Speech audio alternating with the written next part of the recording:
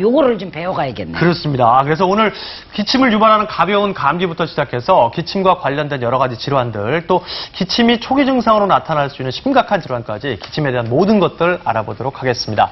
방송 보시다 궁금한 점 전화나 인터넷으로 문의해 주시기 바랍니다. 네, 사실 네. 기침하면요 감기 이야기를 빼놓을 수가 없잖아요. 그렇죠. 일단 가장 기본적인 기침이 감기로 많이 오게 되는데, 예. 저 같은 경우는 감기에 걸리면은 그냥 이러다 낫겠지 하고 조금은 귀찮아서 병원 가는 걸 안 하는 경우가 있는데 아직 젊으니까. 네.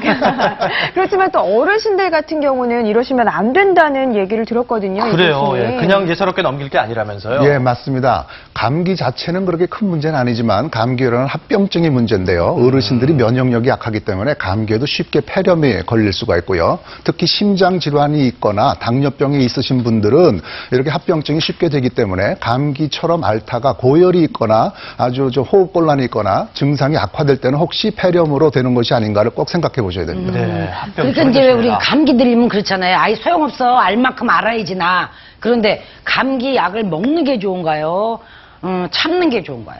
농담 삼아 누가 약 안 먹으면 일주일 가고 약 먹으면 7일 간다고 그러잖아요. 네, 같은 날이라고 하죠. 네. 예, 아까 방금 말씀드린 것처럼 되게 감기 증상 때문에 시작한 기침은 일주일 내에 대부분 호전이 됩니다. 그리고 약물 치료를 하면 금세 호전이 되죠. 네. 근데 이제 우리가 이제 방금 앞서 말씀하신 것처럼 노인이라든지 소아라든지 당뇨가 있다든지 면역 기능이 떨어진 사람들은 감기 이후에 합병증이 올 수 있습니다. 그런 합병증 때문에 상태가 나빠질 수 있기 때문에 미리 조기에 감기를 조절하는 것이 훨씬 더 도움이 됩니다. 그렇군요. 예. 그렇다면 말씀하신 것처럼 감기를 특별히 조심해야 할 분들이 따로 있다는 말씀이신데요. 그래서 저희가 차트를 준비해 봤습니다. 네. 이런 사람은 특히 감기를 조심해야 한다. 네. 첫 번째 어떤 분들일까요?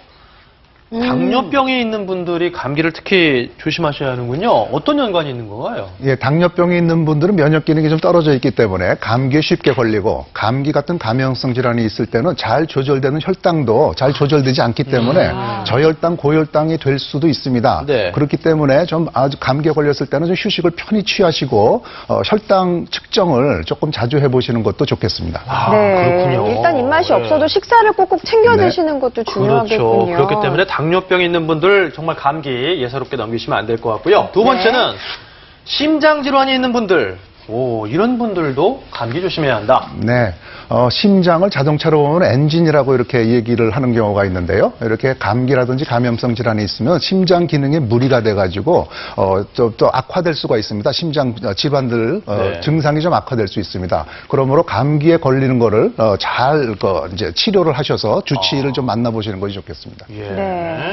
자, 마지막 세 번째는요. 확인해보면 천식 등 만성 폐질환이 있는 사람 당연히 기침을 하면 좀 힘드신 분들이니까 조심하셔야 되겠네요. 김 교수님. 예, 천식 등의 만성 호흡기 질환이 있는 분들은 감기에 걸리면 감기로 끝나는 게 아니라 그 질환이 천식이 나빠지거나 만성 질환이 나빠지는 합병증이 유발할 수가 매우 높습니다. 그렇기 때문에 천식, 감기 등의 증상에 더 주의를 하셔야 됩니다. 네.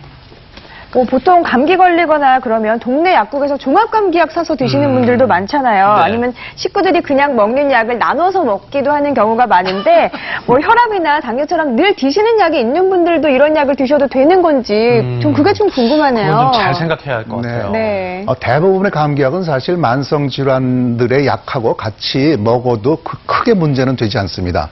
그런데 고혈압이라든지 당뇨가 잘 조절이 되지 않는 분들은 일부 콧물약이라든지 기관지 확장제가 이런 어떤 혈압이나 당뇨 조절을 좀 방해할 수가 있기 때문에 좀 의사와 상담하시는 것이 좋겠습니다. 네. 선생님, 약을 절대 같이 먹으면 안 되는 거죠? 이게 경우에 따라서 야, 이거 내가 먹던 건데 잘 들어. 너도 먹어 이러잖아요. 그거 안 좋죠. 감기가 일반적인 약이기 때문에 사실은 일반 의약품이라고 해서 약국에서 그냥 처방 없이 구입할 수 있는 거는 같이 좀 드셔도 됩니다.